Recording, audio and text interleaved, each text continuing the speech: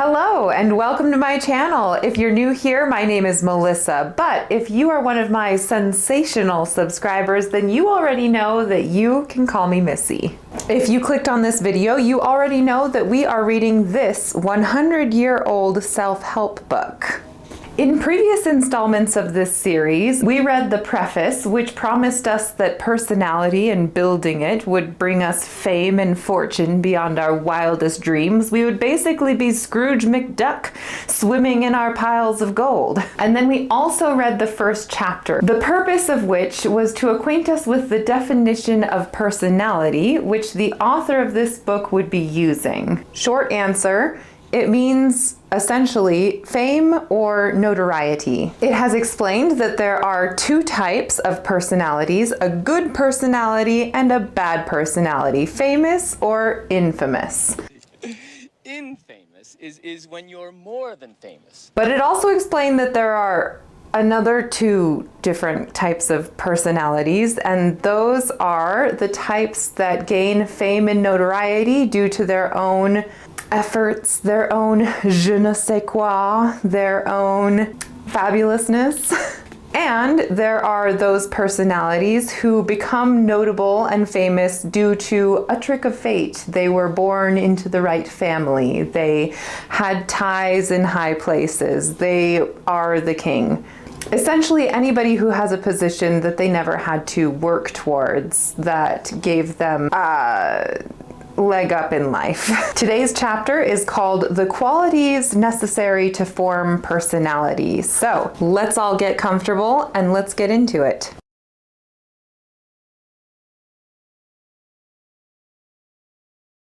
All right, Chapter 2, The Qualities Necessary to Form Personality. To form one's personality, there is need first of all to know oneself thoroughly, to compute accurately the balances of moral, intellectual, and physical qualities and defects. Everyone can thus mold for himself a personality. Yeah, everyone. All you have to do is know yourself. Oh, easier said than done, right? I think one of the difficulties with getting to know yourself is that we're all something of a work in progress. Something that I've had to admit to myself is that I have to show up as I am and recognize that who I am isn't who I used to be, and it's probably not who I'm going to be, and that's not only okay, but hopefully that's a good thing. Everyone can thus mold for himself a personality, for in this world everything has its relative importance. Every man and every action has a particular value, a real effect. The profound knowledge of our own soul gives us a clear light on humanity, reflects to us occasionally certain treasures in our own nature which have lain unobserved and would, without particular care, perish or waste for lack of use. It feels very idealistic to say that everybody's important and everybody makes a difference. Sometimes that's what I want to believe, and sometimes I feel like that's just way too much pressure to put on myself to think that I need to have a particular importance in life. The discovery of all the profound secrets of will and feeling which personality begets is the work of intimate wisdom. Personality is not our instructor. It lives within us, and we are simply the instruments which bring it to life, to light, to work. Gold does not manufacture itself. It exists in the bosom of the earth. In the bosom of the earth. It exists in the bosom of the earth, in the yellow sparkle of the sands, in the clearness of rivers. To find it, there must be skillful and experienced prospectors. To find our personality, we must be as the seekers of treasure, prospectors for gold.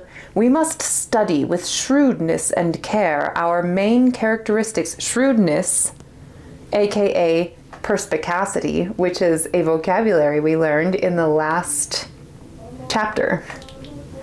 We must study with shrewdness and care our main characteristics. Let us say our mind is fixed on the windings of our innermost soul, that we are working to find ourselves. This is a thing not so simple as one is tempted to believe, for in life the most difficult task is to sound one's own soul. That was in quotes. I'm not sure who originally said that. Editing me, can you look that up and see if we can find who said that? Remember, there must be added to these efforts a lofty sincerity without which no revelation of oneself can be of value. Personal sincerity is the beacon light to guide the seeker. Then again, one must bring into play judgment in order to appraise accurately the worth, the effect, and the possibility of success in the discoveries made. Personal sincerity is the beacon light to guide the seeker. Sometimes though, I feel like when I am being a better version of myself, it's perhaps not the most sincere version of myself. I am being a good person because, and maybe this makes me a horrible person, but just because I know that that's what's right. But maybe that desire to be a better person can be considered sincere, as it is then a part of my personality. I don't know. Then follow the desire to impress oneself on others and the determination to persevere with it, and one places the finishing touch to the formation of personality. The world is full of individuals who draw comparisons continuously between themselves and others, and who decide always in favor of their own ability. Be convinced that such people are very insignificant and totally lack the originality of personal endowment. Their blindness of foolish self-esteem kills in them that which might become a force, a source of wealth, of fame. Okay, so people who think very highly of themselves are usually trash, is what I'm seeing here. I feel like perhaps this speaks to the phenomenon of the talent show contestant. We saw it on American Idol, where someone would come in and they'd be like, oh, I'm the best there ever is at this singing or this dancing or whatever, right? They would get up on stage and they would just be horrible and they wouldn't even realize how horrible they were. Maybe that's the kind of person that this person is thinking about, their blindness of foolish self-esteem. But that has more to do with ignorance. Not to say that the people that are like that are stupid, just that they don't know what they don't know. So they're not able to make a fair criticism of their own personal abilities. Be not like them. Be conscious of yourself and of others, but be discerning and sincere. Few people are able to unveil the illusion of their own individuality. Those who do are of a superior grade. Perhaps it is because of the rarity of personal sincerity that personality is so valuable, inasmuch as it depends above all on the real knowledge of oneself. Energy is necessary as well as sincerity. We are always tempted to be cowardly with ourselves. As our body has a horror of suffering, so our soul, our intellect, has a horror of blame, which is struck as a blow. To be truthful, one must be fearless face to face with oneself. This is hitting a little too close to home right now. I have recently filmed a couple of skits that I am feeling uncertain about, that I'm partly thinking maybe I'll just scrap them and not put them in my videos. But now he's saying that we should just be true to ourselves. So you know what? I just have to put it out there, I guess. I have to put out my skits, my stupid skits. Among tests of physical energy is the resolution to plunge the hand in very hot water to stop a worse evil, to jump into an ice-cold bath on leaving one's bed in the morning in order to calm a nervous disorder, to have an open wound dressed without complaint. Among tests of moral energy is the resolution to say to oneself, I have lied, when one has glossed over the truth, to decide to confess and suffer the ridicule and blame inflicted by others, to acknowledge that the reason you hate someone is because you envy them, admit very frankly the folly of it, and reprimand oneself, To find oneself stupid and dull, to tell oneself that one is in the wrong about something, that one has acted badly, and to reproach oneself severely. Moral energy is a great factor in the creation of a personality. It is a luminous ray that lightens all the darkness of the abyss and shows its depths before we descend into it. All these tests should be undergone by us for the inward molding of our personality. Essentially, all of that is to say, to have the resolution to deal with discomfort that comes from basic human fallibility, but to admit to oneself their defects is highly uncomfortable. So I totally understand this. Totally. I basically wrote this book. I just understand them so well. We're basically like me and H. Laurent are like besties. Okay, we're gonna start talking about flatulence. Throughout my life, I have been the silent farter. If I ever passed gas at a public place, I would never acknowledge it. Like, if it made a little noise, if it made a little stink, I just kind of pretended it didn't happen. And there was this other girl in our high school, and she was the coolest in the world. I thought she was amazing. She was just unapologetically herself. And that's not to say that this was easy for her, but she would like fart, right? And she'd just like loudly and be like, ooh, that was me. Like she would just be like really silly about it and just like admit to it, because it's like everybody farts. So what's the point of being so embarrassed and weird about it? Anyways, I really admired her for that. I still do. I think about her farts sometimes. All these tests should be undergone by us for the inward molding of our personality.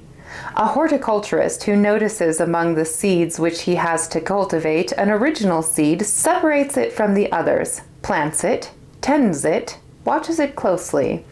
So, when we find that we are possessed of a certain quality, a personal gift, we must take it apart from the others, plant it, develop it, watch it closely.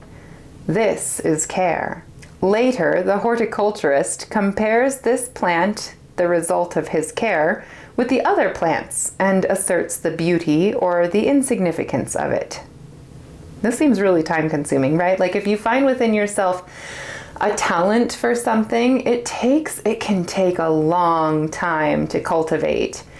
And our lives are so short, but like that's kind of how I feel all the time, right? Like I find an interest in myself and I want to pursue it, but like I don't always get very far in the pursuit of it. There's just not enough time and I get bored and I want to move on. And similarly, we compare our chosen quality with the analogous qualities of other people. Thus, we ascertain the originality of it, its superiority, or its banality. Thus, we have sincerity, stripped of all the blinding faults of pride, envy, jealousy, conceit. Pride is the defect of those who have a false opinion, though always very advantageous to themselves. Pride makes us think our quality such a unique wonder that it is not necessary for us to develop it to make it better. Our point of comparison is warped with secret conceit. Envy is the fault through which our vexation and annoyance is roused by the success of others. Ugh. Yeah, I do be having vexation. I do be vaccinated. Comment down below if you have been vaccinated. This vexation, this annoyance at sight of a quality analogous to our own, blinds our sincerity. It disposes us to unfair criticism and to search for a weak spot which will veil the weak spot which is, perhaps, in ourselves. So that speaks to the old adage, our own faults are those which we hate most when we see them in others. I think the trick is to say, yes, I do have that fault in myself, and yes, that's why I hate it so much. So the horticulturist, in love with his product, envious of his neighbors, will look with enemy's eyes on similar flowers, or those more beautiful, and he will find defects in them without being willing to see the imperfections in his own. Jealousy will work about in the same way and with the same destructive effect. Conceit assumes the form of pride and, like it, dims clearness of vision. Good judges of themselves should reject these feelings, which, though human, drag them at last to loss and failure. They tempt men to make idols of themselves and tyrannize over others. Okay, so it seems so far like he is focused on trying to help us build good personalities, right? Because I feel like somebody can be famous, can be a personality, while still holding all of these qualities. They just tend to be hated, right? They tend to be kind of like those rage bait type personalities. They're the podcast bros. Let us return to our horticulturist. Yes, let us return to our horticulturist. He has a correct opinion of his creation.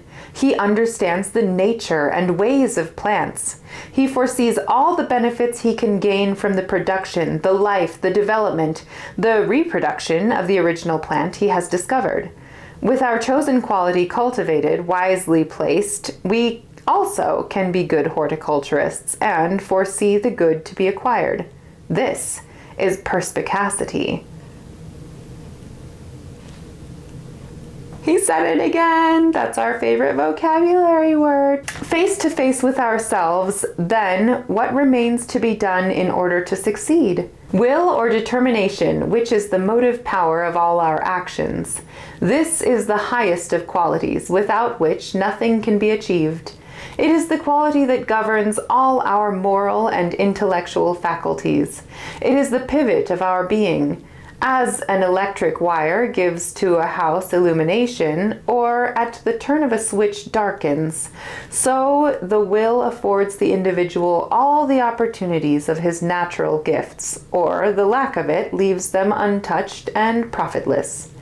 Determination is the open sesame to moral treasure. I like that. Determination is the open sesame to moral treasure. Oh, that's cute. That's really cute. Somebody cross-stitched that. Determination is upheld and made invulnerable by perseverance, with which, loyal and inseparable, it marches abreast toward the goal. Determination without perseverance may be compared to a strong chain whose links are not securely jointed. Perseverance secures the links. Perseverance and determination together form a chain not to be broken by the heaviest strain. If I'm understanding this correctly, determination is a desire to drive towards a specific goal. But perseverance is the ability to continue moving towards that goal in spite of whatever else might be going on. In summary then, the qualities necessary to form a personality are care and vigilance, and energetic sincerity. Is the list over? Oh no, there's more. Okay. Care and vigilance, energetic sincerity, perspicacity, determination, perseverance, the defects to be overcome are pride, envy, jealousy, and conceit. This is the way to form a personality. But how are we to make it felt? We must learn to know other people well. Whether it be our greatest enemy or our best friend, we must find a way to make them tractable. Tractable.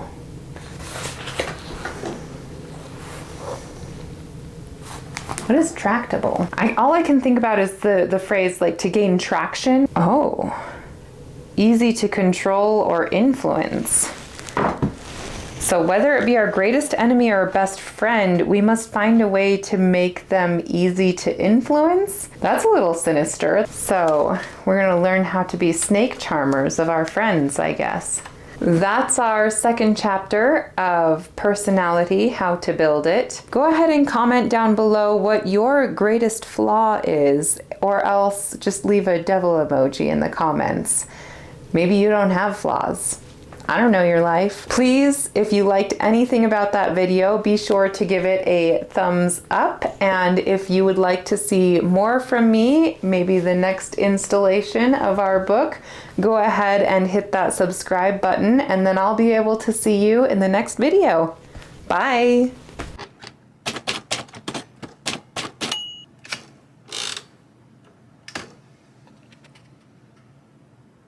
Welcome to my channel. Da da da da da. Their own splendiferousness. No problema. Excuse me.